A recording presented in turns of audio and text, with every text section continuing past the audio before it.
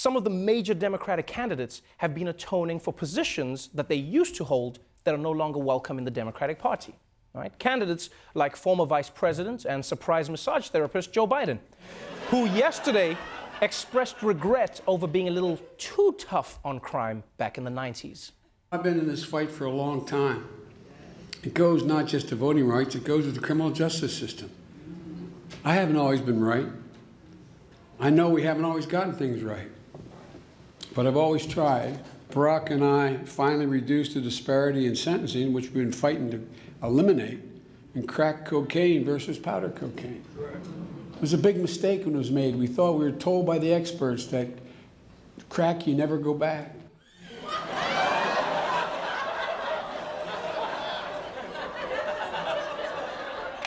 Once you crack, you never go back? Really, Joe Biden? Is that how the experts phrased it? Yeah, the scientists were studying crack under a microscope, and they were like, my God, if these readings are correct, crack is whack. Like, can anything be done? I'm afraid not. The data shows there's no hope with dope. And by the way, once you go crack, you never go back is not even a real phrase.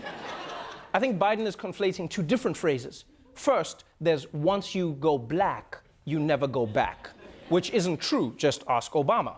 And then there's black don't crack, which also isn't true. Again, just ask Obama. But the point is, Biden regrets supporting laws that he now believes led to decades of mass incarceration. Although at least he never hated gay people, which is more than Hawaii's Democratic Congresswoman and presidential candidate Tulsi Gabbard can say.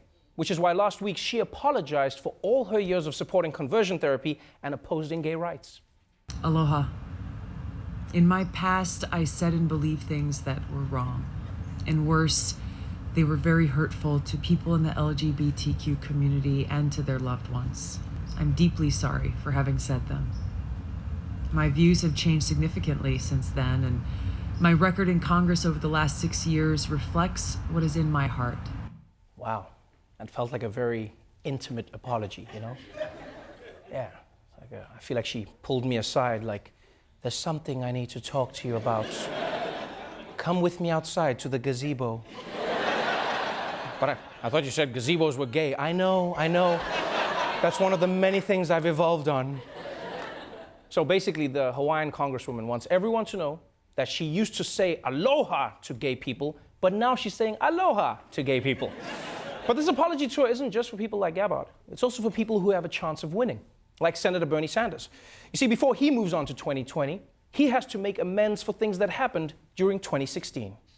Senator Bernie Sanders met with a group of former campaign staffers who say they faced sexism and sexual harassment while they worked on his 2016 campaign. I certainly apologize to any woman who felt that she was not treated appropriately, and of course, if I run, we will do better next time. Sanders met with those accusers, but refused to talk about their discussion, describing it as private. Okay, I'm sorry, that's just bullshit, all right? No, Bernie can't say any conversation he's ever had has been in private. If you're in a 10-mile radius of the man, you can hear the conversation. No, I mean, he's a great politician, but he would suck as a priest. He's like, so you say you masturbate to pictures of your aunt? Yo, shh, man, she's outside. Your hot aunt you masturbate to is outside. But of all the Democrats hoping to be president, the one whose positions have changed the most from what they used to be is arguably Kirsten Gillibrand. Before she was a senator, Gillibrand represented a conservative district in upstate New York. And even though that was a long time ago, she's still trying to make sure the slate is wiped clean for her 2020 run. You said Trump's immigration positions are racist. Now, as you know, you were more conservative early on in your career on immigration. You said that you were a, quote, firm opponent of giving, quote, amnesty to illegal aliens, unquote. You said English should be, quote, the official language of the United States. You called for expediting deportation of undocumented immigrants. If Trump's immigration positions are racist, were they racist when you held some of those positions as well? They certainly weren't empathetic, and they were not kind, and I did not think about suffering in other people's lives. And so I took the time. I went down to Brooklyn. I met with Nydia Velasquez, who's been a leader in fighting for families for a long time, and I listened. And I realized that things I had said were wrong. Damn. Jake Tapper got her on that one. No, because I mean, it's hard for her to say Trump's policies are racist, but her identical policies were just unkind, you know? It's like someone saying, no, honey, what you did was cheating. When I slept with Carol, I was just being unkind to our marriage. Over and over again, I unkinded it in my car, and I unkinded it in my office, and on good days, I unkinded it twice. So you can get the unkind out of here.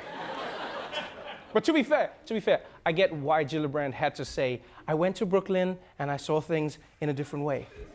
Because let's be honest, if she had said, yeah, my policies used to be racist, but then they changed, you know the headlines would just be Gillibrand admits racism. And Trump, he'd never let that go. He'd probably make it her new nickname. He'd be like, my opponent, Ku Klux Kirsten, is so racist, she's trying to steal the nomination from Native Americans like Elizabeth Warren.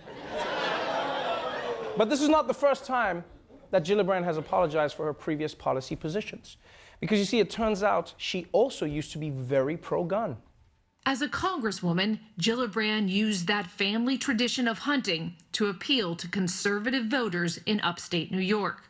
She boasted an A rating from the NRA. So why the 180? After I got appointed, I went down to Brooklyn to meet with families who had suffered from gun violence in their communities.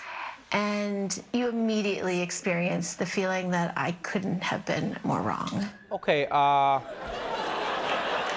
what's going on in Brooklyn? Like, every time Gillibrand goes to Brooklyn, she changes another position. I feel like they're gonna have to make a remix to that Jay-Z Alicia Keys song. It's gonna be like, now I'm out in Brooklyn, changed my mind on gun rights, used to hate illegals, now I fight the good fight. In New York, turns out all my past views were racist, there's something I'm changing.